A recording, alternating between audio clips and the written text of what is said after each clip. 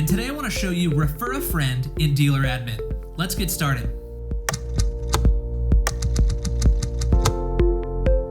From the Dealer Settings page, select Customer Referrals. Below you'll see a form to set up your customer referral. When you set up customer referrals, a new option in the menu of Virtual Keypad called Refer a Friend will become visible.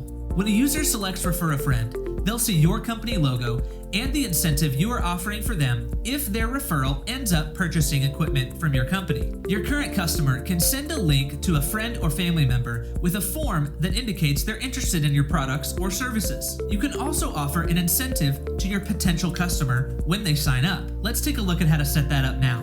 At the top, you'll see Current Customer Offer. This is the incentive for your current customer that they will see in Virtual Keypad.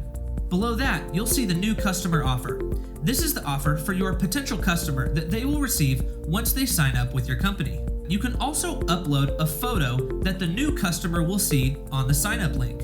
When a user selects Refer a Friend from Virtual Keypad, their messaging application will open up a pre-configured text message with text and a link to a sign-up form.